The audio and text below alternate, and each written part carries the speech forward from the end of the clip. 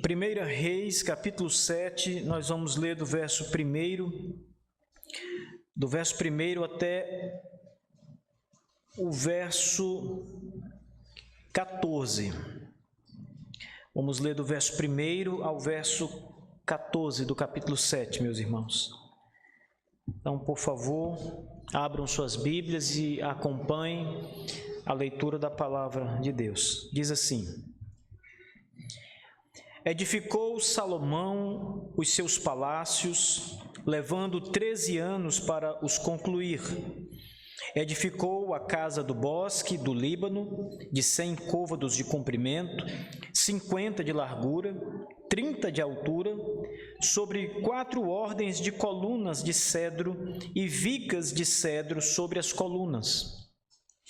A cobertura era de cedro, abrangendo as câmaras laterais em número de 45, 15 em cada andar, as quais repousavam sobre as colunas.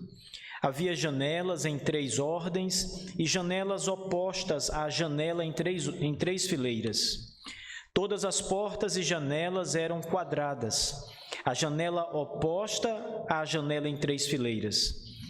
Depois fez o salão das colunas, de 50 côvados de comprimento e 30 de largura. E havia um pórtico de colunas defronte dele, um baldaquino. Eu acho bom segurar aqui o neném, ó, que a mãe dele está aqui. Bota um pouquinho no colo o neném. Diz assim, continuando: Também fez o salão das colunas, de 50 côvados de comprimento e 30 de largura, e havia um pórtico de colunas defronte dele e um baldaquino. Também fez a sala do trono, onde julgava, a saber, a sala do julgamento, coberta de cedro, desde o soalho até ao teto. A sua casa, em que moraria, fê-la noutro pátio, atrás da sala do trono, de obra semelhante a esta. Também para a filha de Faraó, que tomara por mulher, fez Salomão uma casa semelhante à sala do trono. Todas estas construções eram de pedras de valor, cortadas à medida, cerradas para o lado de dentro e para o lado de fora. Isto desde o fundamento até as beiras do teto, e por fora até o átrio maior. O fundamento era de pedra de valor, pedras grandes, pedras de 10 côvados e pedras de 8 côvados. Por cima delas, pedras de valor cortadas segundo as medidas e cedros. Ao redor do grande átrio havia 3 ordens de pedras cortadas e uma ordem de vigas de cedro. Assim, era também o átrio interior da casa do Senhor e o pórtico daquela casa. Enviou o rei Salomão mensageiros que de Tiro trouxessem Hirão. Era este filho de uma mulher viúva, da tribo de Naphtali, e fora seu pai um homem de Tiro que trabalhava em bronze. Hirão era cheio de sabedoria e de entendimento e de ciência para fazer toda obra de bronze. Veio ter com o rei Salomão e fez toda a sua obra. Amém. Vamos curvar nossas cabeças, irmãos, vamos orar. Senhor nosso Deus Todo-Poderoso, nosso Pai Celeste, nós te louvamos, grande Deus de toda a terra, de todo o universo, pela tua bondade e graça, por nos dar esse dia maravilhoso, Senhor, por nos reunir aqui na tua casa para ouvirmos a tua palavra. Nós te agradecemos, Senhor Deus, por cada família, por cada pai, mãe, por cada filho, por cada pessoa que o Senhor trouxe nessa manhã aqui para ouvir a tua voz. Nós te pedimos, Senhor, que o Teu Espírito Santo fale conosco, fale profundamente, Senhor, ao nosso coração, e a Tua palavra encontre morada e raiz em nosso ser. Que nos edifique, Senhor Deus, para a glória do Teu nome. Que toda a glória e todo o louvor sejam dados inteiramente a Ti, Senhor Deus, Deus de toda a terra. Nós oramos em nome de Jesus Cristo, nosso Senhor e Salvador. Amém. Irmãos, nós temos aqui no capítulo 7 uma passagem que, na verdade, continua tratando do tema principal dessa sequência de textos, que são as construções que o rei Salomão fez em Jerusalém. Nós vimos que o capítulo 6, ele apresenta a construção do templo e como Salomão conseguiu construir a casa de Deus em meio às dificuldades, porque a obra foi caríssima, foi muito cara, e os materiais que foram usados nessa obra da casa do Senhor eram materiais especiais. Nós estamos tratando aqui daquilo que é o melhor que se poderia usar em uma construção naqueles dias. Cedros do Líbano, madeiras de cipreste, temos também a Bíblia também fala das pedras que foram tiradas nas pedreiras, locais distantes, onde esses materiais todos foram retirados e transportados para a construção do templo. Mas o capítulo 7 dá continuidade a todo esse trabalho que o rei Salomão havia começado. Mas só que agora nós vamos ouvir falar sobre a construção do próprio palácio do rei Salomão, a casa em que o rei Salomão moraria e também alguns prédios que serviriam como parte da estruturação do reino, aonde aconteceriam, por exemplo, os julgamentos, as reuniões e as coisas referentes ao reino, e aonde as pessoas também poderiam se reunir para ter uma audiência com o rei ou para tratar de assuntos relacionados ao reino. Eram prédios institucionais, por assim dizer, prédios que faziam parte do reino de Israel, não eram casas para as pessoas morarem. Aqui não se trata de casas para alocar as pessoas que viviam em Israel, apenas o palácio do rei e os prédios que seriam usados para que o reino pudesse então existir de maneira apropriada. O capítulo 7 trata disso, mas há uma grande similaridade entre o capítulo 6 e o capítulo 7 no que diz respeito às construções. Nós vamos falar sobre isso logo mais. Mas eu quero começar a explicação do capítulo 7 fazendo com que vocês enxerguem quantas construções são aqui mencionadas inicialmente. 5 construções nos são apresentadas aqui. Veja, o capítulo 2 é dito que Salomão edificou a casa do bosque do Líbano. Essa casa não ficava no Líbano, ela ficava em Jerusalém, mas ela teve esse nome, Casa do Bosque do Líbano. Foi a primeira casa mencionada aqui no capítulo 7. A segunda casa mencionada no capítulo 7 está no verso 6.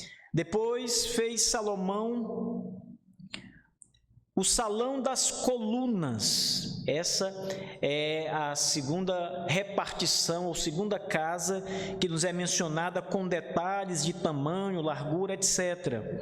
A terceira construção é a sala do trono. Veja, o versículo 7. Também fez a sala do trono, onde julgava. Era a sala do julgamento, onde estava ali o trono do rei Salomão e aonde ele, como rei de Israel, julgava os casos que cabiam a ele como rei julgar. A quarta construção que aqui é apresentada se chama a moradia. No verso 8, a sua casa em que moraria, ele fez em outro pátio atrás da sala do trono. Aqui é um aposento em que o próprio rei Salomão tinha. Era como se fosse, na verdade, um quarto do rei, só que era uma casa, de fato. É onde o rei tinha os seus aposentos, a sua cama, etc. E em quinto lugar, nos é dito que ele fez uma casa para sua esposa. O texto diz ainda no verso 8, também para a filha de Faraó, que tomara por mulher, fez Salomão uma casa semelhante à casa do trono.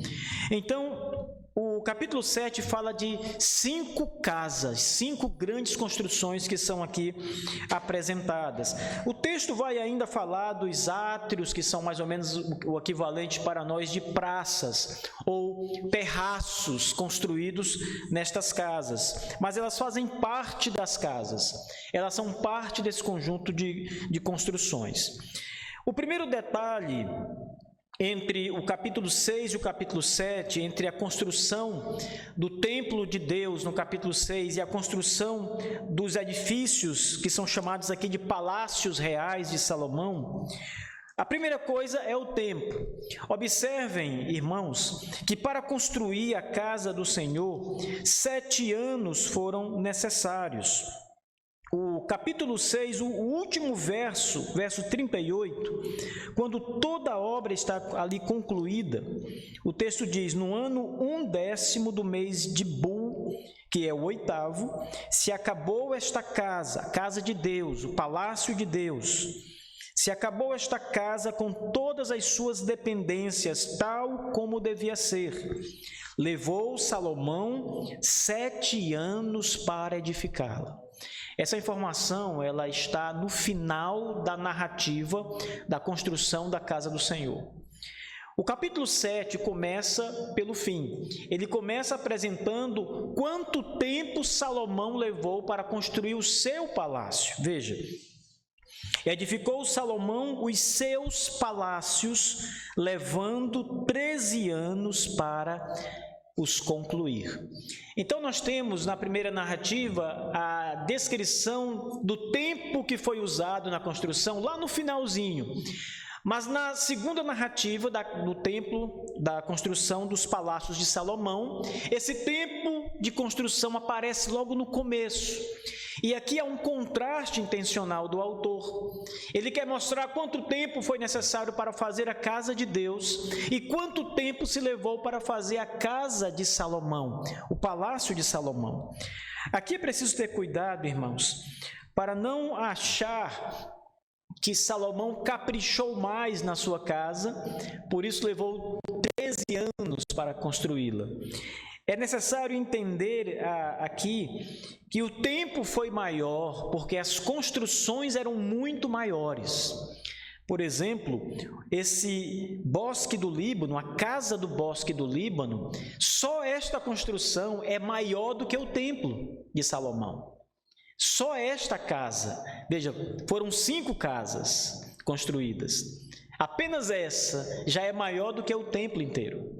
As outras também se juntam a essa e vão despender tempo, vão despender ainda uma grande quantidade de materiais, de madeira, uma grande quantidade de pedras lavradas. Tudo isso foi necessário. E claro, tudo isso demanda muito tempo.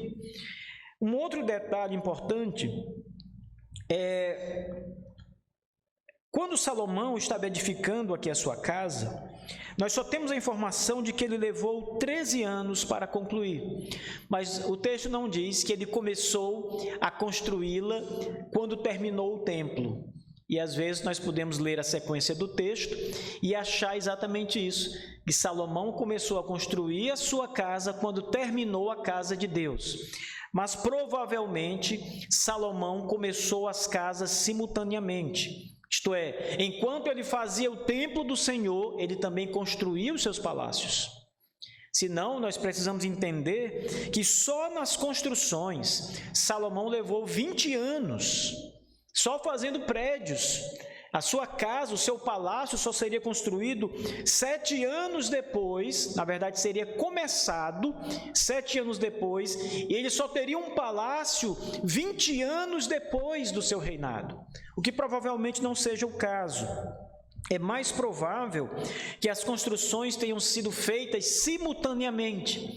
Enquanto os trabalhadores, uma parte do povo que estava escalado para os trabalhos, cortava pedras, estava no Líbano como lenhadores, cortando madeira e ajudando no transporte até aqui, uma outra parte de trabalhadores fazia o mesmo trabalho, mas os materiais que estavam ali juntando seriam levados para construir os palácios, esses que estão aqui sendo mencionados no capítulo 7. Essas são informações, irmãos, que elas não são de todo as mais importantes, é claro, mas servem para nos fazer entender a passagem, entender o texto bíblico e a sua narrativa. Uma outra observação importante, e agora eu quero me concentrar nestas 5 construções que são aqui apresentadas, irmãos. Elas têm uma característica importante, talvez seja a característica mais importante que nós vamos encontrar aqui. Elas se assemelham com a construção do templo.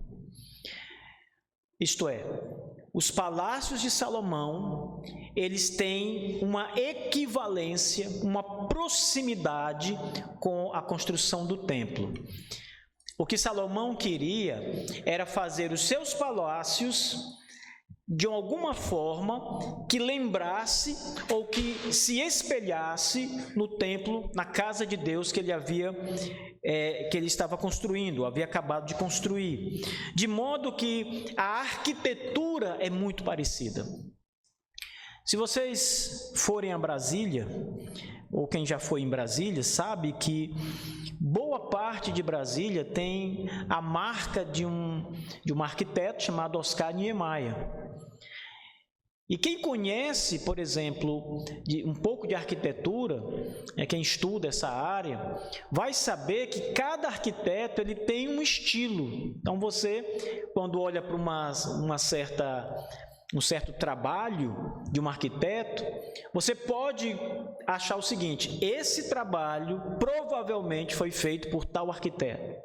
E alguém lhe pergunta: mas como é que você sabe disso? Não tem assinatura aqui, não tem nada. E você vai dizer: pelo estilo, pela marca, é assim que aquele arquiteto trabalha. Essa é uma escola dele. Se não foi feita por ele, foi feita por um aluno dele que seguiu a sua escola, seguiu as suas linhas. Brasília é cheia de obras de Oscar Niemeyer. E as pessoas conhecem quando veio uma obra de Oscar Niemeyer, porque ela tem traços característicos dele, do próprio arquiteto. Então Salomão, ao construir os seus palácios, ele tira esse mesmo traço, esses mesmos detalhes, essa mesma aparência do que foi feito na casa do Senhor. De maneira que alguém que chegasse em Israel, olhando os palácios de Salomão, iria identificá-los com a casa do Senhor. Não só a proximidade, porque tem muitos detalhes aqui que são importantes. Os palácios de Salomão são construídos próximos da casa do Senhor. Então há uma proximidade. O Salomão, como rei de Israel, poderia ter feito o seu palácio em qualquer lugar que ele quisesse. Ele poderia ter escolhido locais cuja beleza fosse deslumbrante. Ele poderia ter escolhido construir o seu palácio num lugar ermo, numa floresta de Israel, que ainda havia naquela época. Ele poderia escolher qualquer lugar. Ele era o Senhor de Israel, o rei de Israel. As terras lhe pertenciam por direito real. Mas ele escolhe fazer a sua casa, os seus palácios, próximos da casa do Senhor. E esse é o primeiro ponto, irmãos, importante a ser observado. Essa proximidade, ela indica que Salomão queria estar próximo da casa de Deus. Vocês lembram daquela palavra no Salmo em que Davi diz: alegrei-me quando me disseram, vamos à casa do Senhor. Davi era o pai de Salomão, o primeiro rei de Israel, o segundo rei de Israel. E Davi se alegrava em estar na casa do Senhor. Parece que o seu filho Salomão também, porque o texto diz que Salomão, ao construir os seus palácios, os constrói próximos à casa do Senhor. Ele quer estar perto de onde Deus é adorado, perto do lugar onde as celebrações ao Deus Altíssimo pelo seu povo acontecem. Essa ideia de proximidade, irmãos, ela é uma ideia muito simples de entender. Imagine você que tem os seus filhos, a esposa que tem o seu marido, ou o marido que tem a sua esposa. Vocês estão próximos, vocês são um casal, uma família, têm filhos. É muito bom estar com a família, estar perto da família. Mas quando o marido precisa viajar, quando os filhos vão morar fora, há um distanciamento. O que é melhor? É estarem distantes ou estarem bem pertinhos um do outro? Essa é a ideia de proximidade. Eu lembro, quando eu cheguei aqui na igreja, que o diácono Teixeira estava viajando. Eu só vim conhecê-lo, acho que uns 3 meses ou 4 meses depois que eu já estava aqui na igreja. Ele estava a serviço no Rio de Janeiro, não lembro se era nas Olimpíadas, né, trabalhando na polícia. E os irmãos falavam dele, a esposa, a irmã Neta falava dele, os filhos falavam dele. Eu não conhecia, mas eu percebia a saudade que eles estavam do cabeça da casa. Então, quando ele chegou, foi uma festa, né? E a irmã Neta já disse uma vez que nunca mais ele vai. Não quer mais ter esse distanciamento. Então, Salomão queria essa proximidade com a casa do Senhor. E essa proximidade fala muito, irmãos. Ele quer estar perto de Deus, em outras palavras. Estar perto da casa é um símbolo importante. O desejo de morar perto de onde Deus mora, porque ele diz a Salomão: eu habitarei no meio do povo, habitar na casa que lhe foi construída. Esse habitar de Deus, obviamente, deve ser entendido simbolicamente, porque eu já expliquei que Deus é maior do que a sua própria casa, Ele não cabe na sua casa, Ele é maior do que os céus e a terra, mas Ele disse que habitaria no meio do povo de Israel, e o palácio que Salomão estava construindo para Deus, o templo, era a casa de Deus. Então ele habitava naquela casa, e Salomão queria morar perto dele, perto de Deus. Então essa ideia de proximidade é importante, porque ela demonstra o interesse de estar próximo do Senhor, de estar próximo de Deus. Isso diz muito para nós. Quantos de nós, irmãos, verdadeiramente, isso aqui é uma pergunta para sondagem da nossa alma, sonde você mesmo, não o seu irmão. Quantos de nós desejamos estar perto de Deus? Viver com Deus. Às vezes nós desejamos estar na nossa casa, no nosso palácio. Nos alegramos em estar só na nossa casa, não importa quem esteja lá. Você estando em casa, ótimo. Você está no seu quartel-general. A companhia, se sua família estiver, ótimo. Mas o importante é você dizer: eu estou em casa. Salomão começa as suas construções tendo como mais importante estar perto de Deus, perto da casa de Deus, perto do Senhor. E isso é um ensinamento profundo para nós, estar perto do Senhor, desejar viver com o Senhor, ao lado do Senhor, quase que ouvindo sua voz audível. Ouvimos pela palavra, mas quase que podemos ouvir de tão perto que desejamos estar dele. O intuito de cada um dos cristãos, meus irmãos, precisa ser essa proximidade. Estar com Deus, caminhar com Deus, viver com Deus, morar com Deus. Um outro ponto importante na passagem, em toda essa história da construção, ela não acaba aqui, é a própria semelhança arquitetônica. A construção de Salomão, dos palácios de Salomão, também parecia muito com a construção da casa de Deus. Então, quando nós olhamos aqui para a planta que nos é apresentada no capítulo 6, e a planta da casa de Salomão, dos palácios de Salomão, que são apresentados no capítulo 7, elas têm praticamente a mesma estrutura, não é exatamente a mesma, mas é muito parecida. Repartições como as do templo, saguões, tudo bem parecido, colunas. a própria ideia de semelhança, ela também é um outro aspecto importante da comunhão, da intimidade, do interesse que uma pessoa tem por Deus. Ora, não foi à toa que Salomão decidiu fazer o seu palácio parecido com o palácio divino, com o palácio de Deus. Não é porque Salomão queria ser Deus, essa é uma perspectiva equivocada. Pode ser que alguém olhe para a passagem e diga: olha, Salomão foi muito audacioso, ele fez o seu palácio muito parecido com a casa de Deus, ele era o rei e Deus é o rei de toda a terra. Seria então o caso de Salomão achasse que era como um Deus em Israel? Não.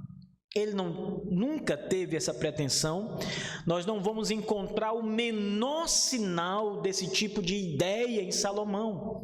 Ele nunca teve um desejo desse tipo. Pelo contrário, Salomão sempre se humilha na presença de Deus. Ele sempre se coloca como incapaz. Ele sempre se coloca como inferior, como bem baixo, mesmo sendo rei. Ele sempre se apresenta assim diante de Deus. Então, essa ideia de um palácio parecido estruturalmente, arquitetonicamente, não significa que Salomão queria ser um Deus.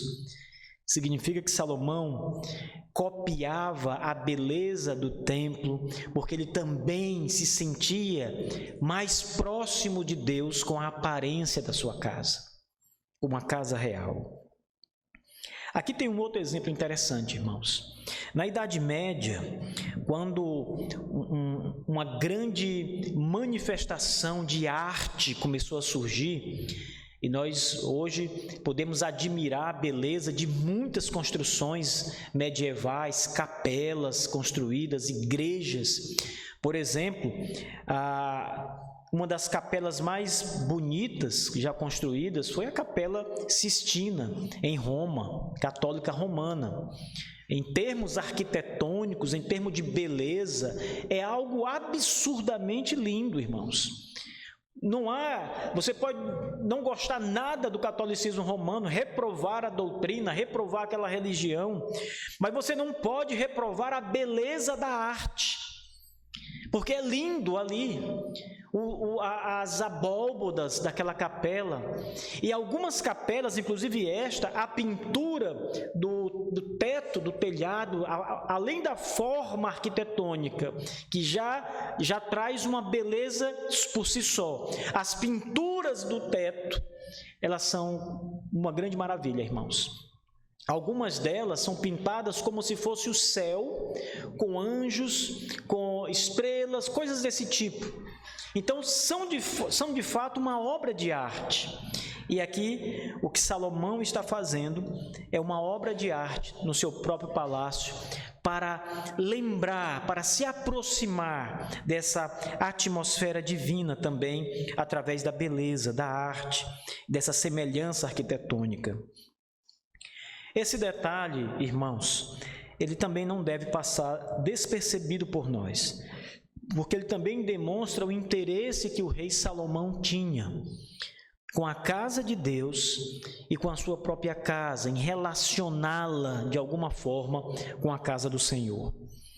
As pessoas às vezes fazem nas suas casas lindos jardins e elas colhem ali sementes e plantam nos seus jardins, elas trazem mudas, plantam nos seus jardins, e algumas casas têm jardins realmente belíssimos.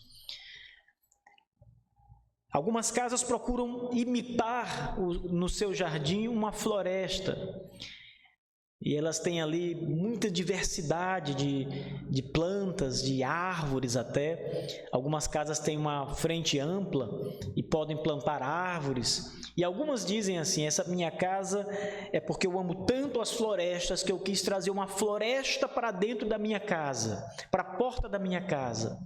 Eu amo tanto o verde, eu amo tanto o azul do céu, as florestas. Eu moro numa cidade, mas eu queria trazer aquele mundo para dentro da minha casa, para perto de mim. Eu quero sentir o cheiro das árvores e planto um jardim que parece uma pequena floresta. Salomão fez isso. quando construiu sua casa, que quis construir uma casa como a casa de Deus. É como se ele pudesse antecipar e estar sempre com Deus. O seu palácio não era a casa de Deus, era o seu palácio, a sua casa, mas ele queria antecipar isso, aproximar isso. Uma terceira observação é a similaridade de materiais que foi empregado para construir os palácios de Salomão. Os mesmos materiais, com exceção do ouro. A madeira do Líbano, o cedro, o cipreste, as grandes árvores, as grandes madeiras caríssimas naquela época. As pedras, o texto vai nos dizer que as pedras eram lavradas. Isto é, eles arrancavam as pedras das pedreiras e elas eram serradas de um lado e do outro para ficar lisinhas na parede. Vocês olham, por exemplo, a parede do templo, que ainda está de pé até hoje, que é de pedra, grandes blocos de pedra, e você vê que ela é cortada certinha. Aquilo não é natural, irmãos, aquilo foi feito por mãos humanas. Aquilo é serrado, lavrado, para dar aquele formato de tijolo, de bloco quadrado, perfeito, retangular. Salomão manda cortar os blocos de pedra, como havia feito na casa de Deus, faz semelhantemente na sua própria casa. Blocos de pedra de 5 metros. Imagine aí, diácono Leandro, você que trabalha com construção, um tijolo de 5 metros. Eram blocos de 4 metros e de 5 metros. E ele cortou todos os blocos para fazer todos esses palácios. O texto diz que até as fundições, a base era feita de pedra cortada. Aqui a gente vai fazer uma base, joga toda a pedra, não importa o formato, né? Você está enchendo de pedra. Salomão fez a base dos seus palácios com pedra cortada. Ficou enterrado aquilo, mas são pedras cortadas, lavradas. Então ele caprichou nos materiais e fez com os mesmos materiais usados para construir a casa do Senhor, a casa de Deus. As madeiras que Salomão trouxe para construir o seu palácio também eram, como referi, as mesmas madeiras. Grandes madeiras. O texto vai dizer várias vezes em relação às pedras, mas também em relação às madeiras, que eram materiais caros. Por exemplo, o verso 9, em relação às pedras, o texto diz: todas estas construções eram de pedras de valor. Essa é uma referência ao valor financeiro, econômico das pedras, caríssimas. Um estudioso do Antigo Testamento fez um cálculo e ele disse que o que Salomão gastou para construir esse palácio é o equivalente ao resgate que era pago para livrar um rei das mãos de um inimigo.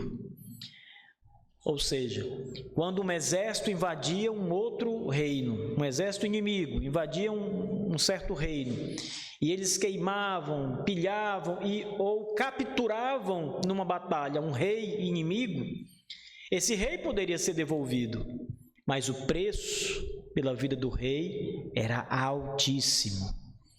Perceba, foram 13 anos de construção, arrecadando fundos, buscando madeiras no Líbano, pagando trabalhadores do Líbano especializados para cortar e trazer as madeiras em navegações, cortando montanhas, descendo blocos de pedras gigantescos de montanhas e subindo de novo outra montanha, que era onde estava o templo e a casa de Salomão. Tudo isso, irmãos, foi um dispêndio altíssimo de dinheiro. Era o mesmo valor pago para resgatar um rei, aproximadamente. Foi o que ele gastou para fazer tudo isso. Mas o mais interessante aqui não é o valor, essa também é uma similaridade, mas não é o valor em si. É Salomão fazer a sua casa perto da casa de Deus, de arquitetura semelhante à casa de Deus, usando os mesmos materiais que ele usou na casa de Deus. Algumas das salas aqui apresentadas, especialmente a sala do trono, no verso 7, o texto diz que era nesta sala que Salomão julgava, a sala do julgamento. Ela era coberta de cedro desde o soalho do chão até o teto.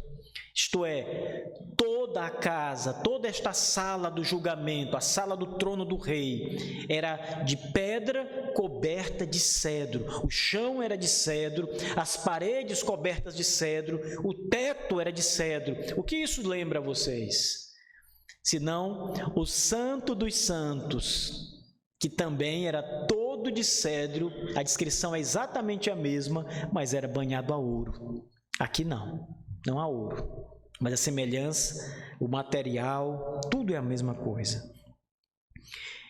Também há a ideia de beleza envolvida na construção.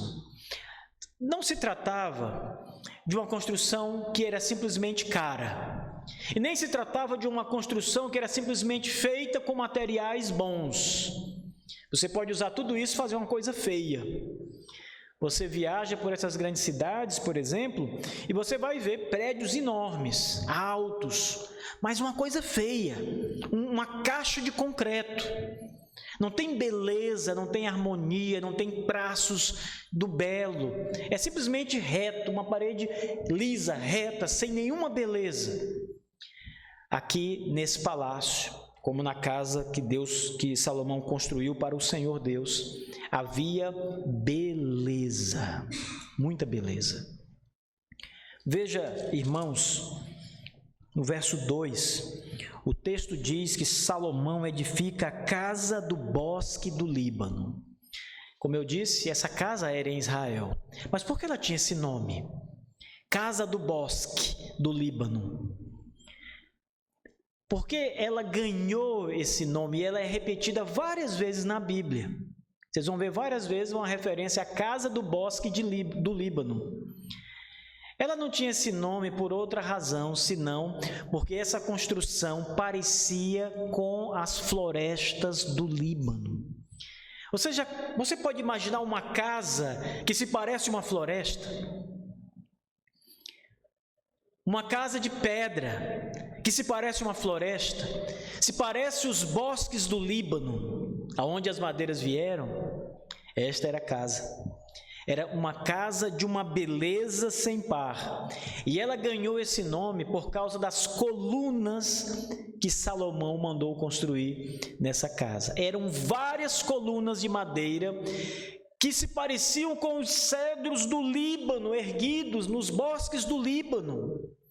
Então, quando alguém entrava naquela casa, naquele palácio, ele via um monte de colunas, de um lado na frente, do lado, outras ali, e dava a impressão de que eram grandes cedros, porque de fato eram cedros, mas se pareciam com os troncos vivos dos bosques de cedros que havia no Líbano. Ali estava a grande beleza, irmãos. Domingo passado, quando eu saí aqui da igreja, eu passei num lugar entre Teresina e Altos, não me recordo agora o nome, fugiu aqui da memória, mas é uma reserva, irmãos, onde há uma quantidade extraordinária de mata nativa, árvores de grande porte, de altíssimas, bem na beira da BR ali. Você passa pela BR, fica perto ali da cadeia, né, ali da penitenciária. Exatamente, é bonito aquele lugar. E eu sempre falava para minha esposa, um dia eu vou parar aqui para me entrar aqui, para me ver esse lugar. Nesse dia deu certo, eu saí aqui da igreja cedo, né, tinha um almoço lá na minha casa, dava tempo de passar rapidinho. E aí eu cheguei, uma senhora me recebeu, falei para ela que era pastor, e ela depois me disse que era crente. Disse, que bênção, irmãos. Pois é, e conversamos, ele disse, olha, eu sou da igreja batista. Ela disse, pois eu sou pastor batista. E começamos a conversar, e ela foi chamar o marido, e eu do lado de fora o tempo todo, só depois de meia hora que ela abriu o portão para mim entrar.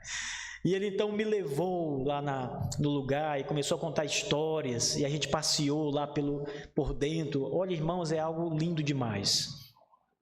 Você olha assim para essa floresta, você vê só um monte de troncos altíssimos em pé, colossais, assim, acho que o mais fino é da grossura desse púlpito aqui, o diâmetro. É coisa linda, linda, linda, linda. De longe a gente acha bonito, mas quando você chega dentro, está lá dentro, pertinho, é outra coisa. Aí ele começou a falar que era de Piripiri, morou em Piripiri, que era da Igreja Batista de Piripiri. Eu disse, olha, eu pastorei aquela igreja por 3 meses. Foi. O senhor conheceu o pastor Uchoas? Não acredito. Foi meu primeiro pastor. Aí pronto, começamos a conversar. E quando ele disse o nome dele, Gaspar, eu lembrei que o pastor Uchoa falava muito desse irmão Gaspar. Esse rapaz, o mundo é muito pequeno, viu? Olha só, que bênção. E aí fizemos uma grande amizade ali, e só fui embora quando a esposa me liga. Tá por onde? Eu disse, eita, esqueci do almoço. Bom, eu contei essa história para dizer a vocês que a casa do bosque do Líbano parecia uma floresta, irmãos. Uma floresta viva. Por isso ela ganhou esse nome. Casa do bosque do Líbano. A sala do trono de Salomão, que é descrita aqui no versículo 7, também fez a sala do trono. Provavelmente era uma sala que ficava neste salão do bosque do Líbano, atrás do salão, coadjunto ao salão. Ali a pessoa entrava neste grande salão do bosque e entrava, se fosse preciso, na sala do trono de Salomão, para onde ele fazia os seus julgamentos. Então perceba que havia beleza, irmãos. As construções foram feitas com esmero. Os homens que foram chamados para construir tanto o templo como a casa, os palácios de Salomão, eram homens que tinham maestria no manuseio de materiais. Perceba que, para cortar as árvores do Líbano, Salomão contratou homens do Líbano que já sabiam fazer o serviço. Ele poderia ter levado os homens de Israel. Ele mandou homens de Israel, mas para auxiliar, para serem os ajudantes, porque aqueles do Líbano é que sabiam fazer o serviço, é que sabiam também transportar as madeiras. Então tudo foi feito com mão de obra especializada. Por isso, beleza. Pessoas que sabem fazer, sabem construir. Pessoas que entendem daquilo que estavam fazendo. E a beleza aqui é fundamental, irmãos. Afinal, é a casa do Senhor. O nosso Deus é belo. Ele não é só o criador do belo. Ele é belo em si mesmo. Em muitas passagens, a Bíblia vai falar da beleza de Deus e de Cristo Jesus. Ela vai falar, por exemplo, em algumas passagens, não só da beleza, mas ela vai muito além, ela fala do perfume do Evangelho. O Evangelho de Cristo, diz o apóstolo Paulo, é como um perfume suave. As ofertas que são queimadas e levantadas ao trono de Deus, a Bíblia diz que ele recebia como um aroma suave. Deus não vai querer, meus irmãos, não receberia um aroma amargo, algo ruim. Ele é Deus, ele recebe o aroma suave. Talvez você diga, pensando, mas pastor, eu sou miserável pecador e Deus não me quer. Ele lhe quer, mas é por causa de Cristo, da beleza do Senhor Jesus Cristo, do sangue de Cristo. Não é por você mesmo, não é por nós mesmos, irmãos. Nós mesmos não temos qualquer beleza que agradasse a Deus, mas somente por causa de Cristo. O pecado nos enfeia completamente. O pecado é uma feiura em todos nós. Portanto, a beleza faz parte de Deus, do Senhor. Eu fico às vezes pensando, irmãos, na descrição do Jardim do Éden, e lembrem que o templo lembrava o Jardim do Éden, como eu falei na pregação anterior, o templo apontava para um Éden, as árvores, as palmeiras, as folhas, tudo. Os anjos que estavam ali, anjos guardavam o jardim, anjos estavam ali no templo. Então tudo lembrava o Éden. Mas quando eu volto para Gênesis 1 e 2 e vejo as descrições do Jardim do Éden, a beleza do jardim, como tudo que Deus fez é belo, irmãos. Todas as vezes que Deus terminava uma das suas obras, Ele dizia: e viu Deus que era bom. Era bom e belo, é óbvio. Não era bom e feio, era bom e belo. A Bíblia fala que as árvores tinham beleza, elas enchiam os olhos. Então era de fato um esplendor muito grande, uma grande vastidão de beleza para os olhos humanos. E tudo aqui foi feito assim. Havia beleza na construção. Tudo se assemelha. Tudo que Salomão fez nos seus palácios vão se assemelhando ao templo de Deus e à beleza do Senhor. Todas as coisas. Mas finalmente, irmãos, para encerrar as explicações, Salomão fez um palácio, de fato. Não era uma casa qualquer. Por isso, tanta beleza. Porque Salomão não era um homem qualquer, ele era o rei de Israel.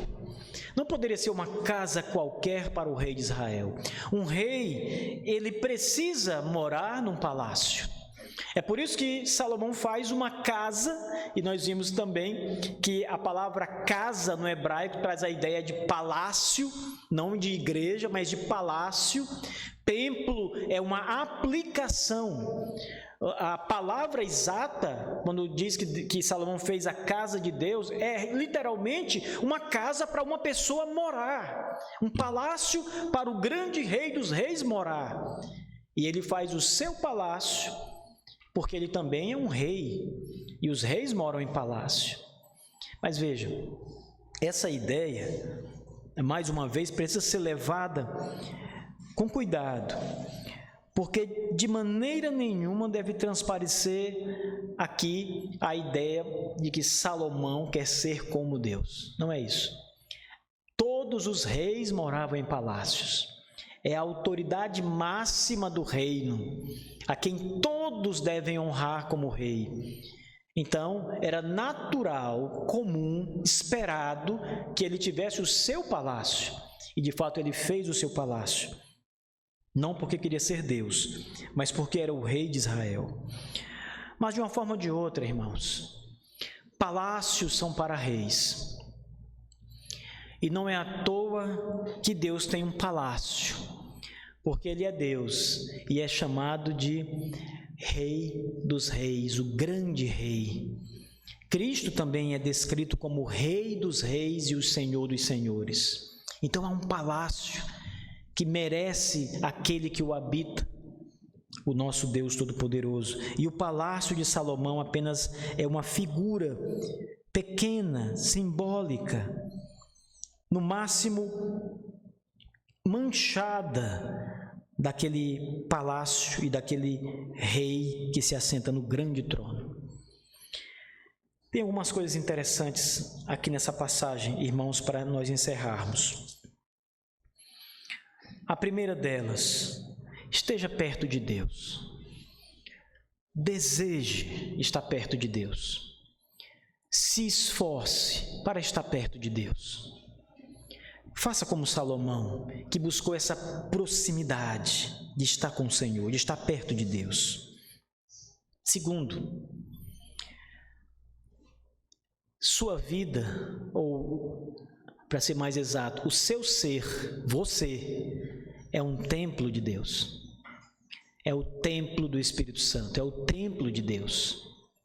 Portanto, irmãos, você precisa ser parecido com Deus. Aquela arquitetura que Salomão fez, como eu frisei, ela parecia com a do templo. Você é o templo de Deus. Você deve ser parecido com Deus. Deus diz: sede santos como eu sou santo.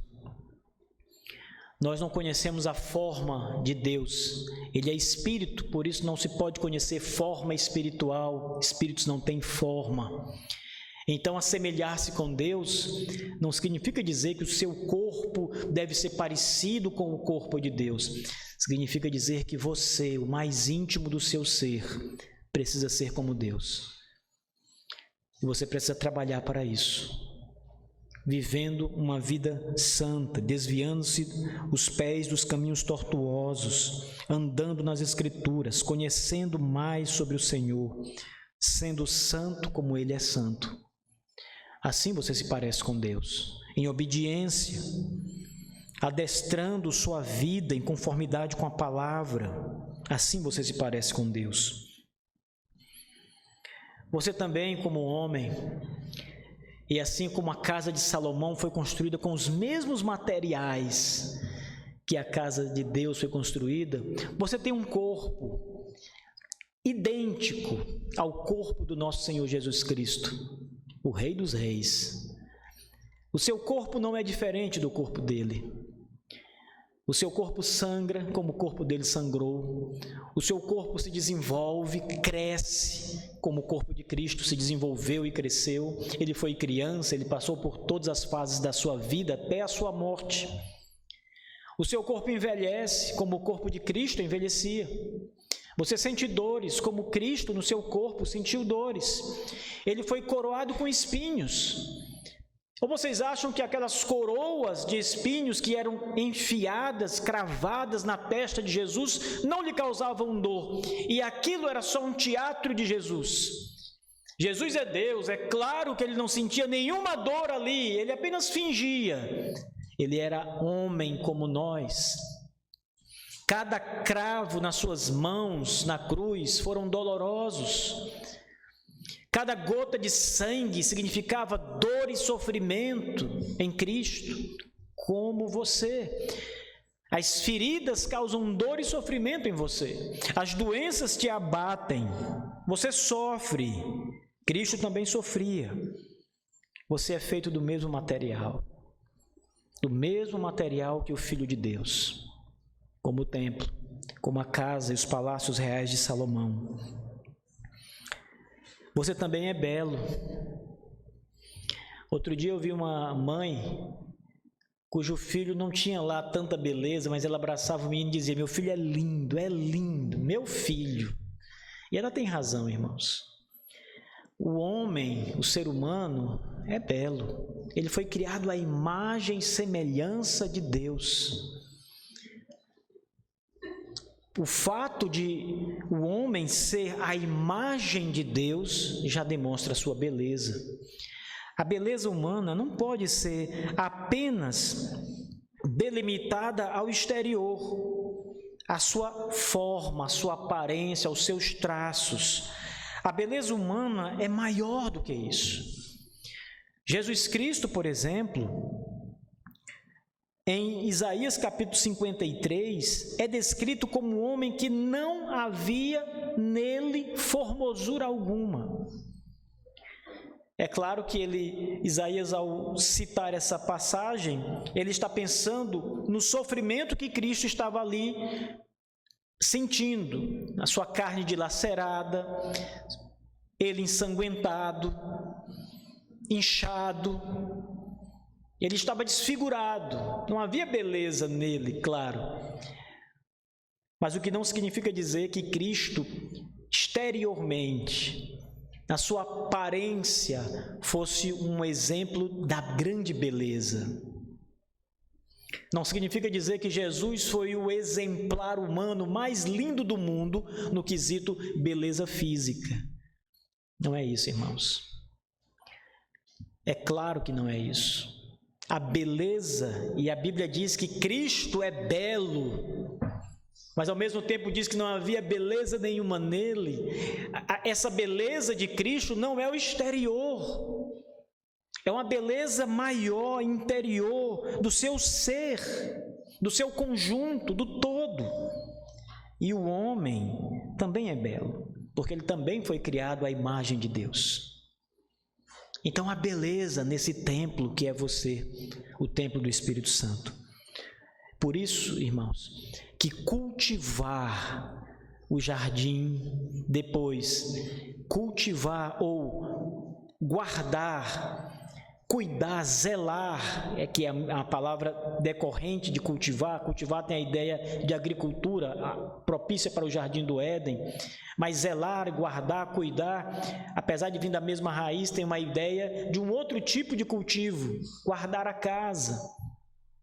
Você precisa cultivar o seu corpo, guardar o seu ser, você. E por último, irmãos, você é um palácio. Salomão construiu um palácio para ele entrar dentro e descansar, que se assemelhava ao templo, ao palácio de Deus. Mas depois na Bíblia nós vamos ver que aquele templo foi derrubado. Vieram os inimigos, Israel se desviou, Deus sai daquele templo e o templo agora está vazio e só é um monte de pedra. E vêm os inimigos e queimam as colunas, derrubam as pedras, destroem o templo totalmente. Deus não está mais lá. Mas Deus sai daquele templo e vai para um outro templo. Cristo. Mas depois de Cristo, ele vai para um outro templo, a igreja. Nós, eu e vocês. E o templo, vamos voltar lá para o começo, é o palácio. Então você é um palácio, palácio onde o Espírito do Senhor habita, a casa de Deus, a morada do Altíssimo. Você às vezes pensa, eu quero morar num palácio, eu quero ajeitar a minha casa. Não é pecado ajeitar a casa, melhorar a casa, ter uma casa melhor. Esses desejos só não devem ser os principais da nossa vida. Só não devem estar acima do que é mais importante. Mas lembre, você diz, eu quero uma casa melhor, eu quero morar num palácio. Você é um palácio, segundo as Escrituras. Será então um palácio dentro de um outro palácio que você quer construir, que será inferior a você mesmo, ao seu próprio palácio que é você, o palácio de Deus, em que Deus habita. Irmãos, a pregação dessa manhã serve, pelo menos deve servir, para vocês olharem para si mesmos como uma construção divina. Deus habita em você. Você precisa estar próximo dele intencionalmente, desejando. Não é o fato de, mas Deus não habita em mim, então eu já estou próximo dele. Eu estou falando intencionalmente. Você precisa desejar estar perto de Deus, próximo de Deus. Essa semana morreu um pastor chamado Timothy Keller, um escritor e um pastor bastante conhecido, escreveu muitos livros bons e era um homem muito piedoso também. E nos últimos dias de vida, ele morreu de câncer. Eu não sei se ele tinha 70 anos, acho que não tinha ainda, não tenho certeza. Tinha 70 anos, né, por aí? 72 anos. Nos últimos dias da vida dele, o médico do hospital em que ele estava internado deu alta e ele foi para sua casa passar os seus últimos dias na companhia de sua família. E ele falava com seus filhos, com sua esposa, e ele sempre dizia que só queria que eles orassem com ele. Orem comigo, apenas orem comigo. E pedia nas suas orações para que Deus o levasse logo para casa, para sua casa. Então, irmãos, apesar de nós sermos a casa de Deus, isso também é uma imagem apenas. Porque o nosso Senhor Jesus Cristo, no Evangelho de João, ele diz, consolando os seus discípulos, que ainda há uma outra casa. A casa do Pai, ele chama com essa expressão. E lá há muitas moradas. E ele garante aos seus discípulos que eles vão morar nessas casas. nesses palácios, nessas muitas moradas celestes, para sempre. Qual é o consolo que nós temos nessa vida? Temos muitos, irmãos. Mas talvez o maior de todos os consolos seja saber que no último dia nós vamos estar com o Senhor, na casa do Senhor, não num palácio de pedra, não num jardim propriamente dito, mas na casa celestial, que há muitas moradas, muitos cômodos, a casa de Deus. Na casa de meu Pai há muitas moradas. Se não fosse assim, eu já vos teria dito. Mas há muitas moradas, o Senhor está dizendo. Ele não está mentindo, Ele está dizendo que há lugar para todos. Na casa do Pai há lugar para todos. Há muitas moradas. Se não fosse, eu já teria dito que não haveria lugar suficiente para todos vocês. Mas a verdade é, há muito espaço na casa de Deus. Muitos lugares na casa de Deus para o seu povo. Irmãos, eu não conheço uma casa que não haja lugar para o filho. Não conheço. Esses dias agora, o nosso filho do meio, o Marcos Filho, está morando aqui em Teresina, está estudando, e ele veio para casa no final de semana passado, e eu disse para ele: filho, venha mais nos fins de semana para casa. Pai, eu tenho às vezes muita coisa para fazer, não dá tempo. Eu disse: sua casa está aqui. Ele disse: não, pai, agora eu moro lá. Eu disse: você mora lá, mas a sua casa ainda é aqui. Então, todo pai diz isso. O filho pode casar, pode morar fora, ter sua casa, mas aquela ainda vai ser a casa dele. Aquele quarto ainda vai ser o quarto dele. Eu não conheço uma casa que o pai não guarde o lugar do filho. É por isso que Jesus diz, irmãos, na casa do meu Pai há muitas moradas. A morada dos filhos, a morada da igreja, a sua morada. Sabe o que é bom, irmãos? É saber que você pode até não entrar nunca num palácio de verdade, construído por homens. Ontem eu estava vendo um vídeo na internet que era só de castelos, palácios medievais. Estava vendo essa história de palácio, né? Fui ver uns vídeos de palácios, né? Irmãos, é um absurdo de lindo. Coisas que foram feitas há 500 anos. Estão de pé, monumentais, em cima de montanhas. Nossa, coisa linda. E eu pensei, será que algum dia eu vou entrar num palácio desse para olhar, para ver, para conhecer? Deus sabe, né? É muito difícil aos olhos humanos, mas Deus sabe. Eu li nesse mesmo período aí, uma história sobre a Inglaterra, quando houve uma crise econômica na Inglaterra e a rainha Elizabeth, que morreu há pouco tempo, abriu ao público só os jardins do Palácio Real. As pessoas pagavam para entrar. Ela queria recolher dinheiro. Então as pessoas pagavam para entrar no jardim. E o homem que estava fazendo a descrição disse: olha, não dá para descrever. É algo fora do real, do comum. Ele nem entrou dentro do castelo. Só passeou nos jardins, olhando ali os jardins de longe. Irmãos, nós talvez nunca tenhamos oportunidade dessa, de entrar no jardim ou no castelo do rei, hoje é o rei Charles, né? Lá na Inglaterra. Talvez a gente nunca nem pise na Inglaterra, mas uma coisa é certa, absolutamente certa: nós vamos entrar no palácio real de Deus nos céus. Aliás, nós vamos morar lá. Nós temos casa lá, quarto lá, na casa do nosso Pai. Isso é verdade. E que isso console vocês. Amém. Vamos orar, meus irmãos. Nosso Deus Todo-Poderoso e nosso Pai, nós te damos graças, Senhor.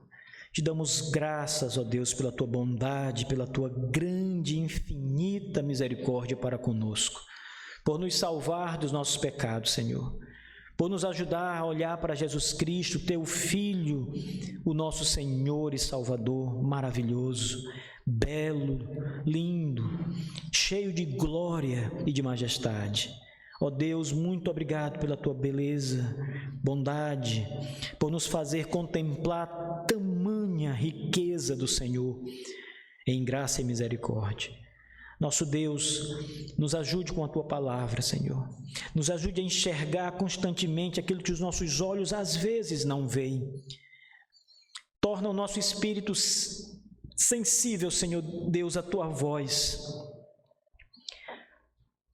E o nosso coração, Senhor Deus, também se achegue a Ti, ó Deus. Esteja perto do Senhor, desejando o Senhor, desejando estar com o Senhor.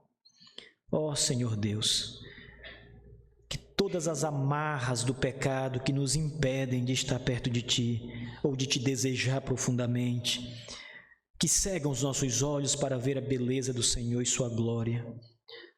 Deus, que tudo isso seja retirado, que não haja impedimento, que não haja nenhum tipo de empecilho para o Teu povo se aproximar de Ti, desejar o Senhor e louvar o Teu nome.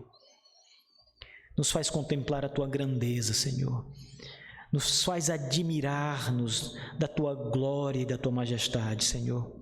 Grande Rei dos céus e da terra. Nós somos os Teus súditos, Senhor. O Teu povo. Guarda-nos, Senhor Deus, com o Teu cetro real. Em nome de Jesus Cristo, Teu Filho. Amém.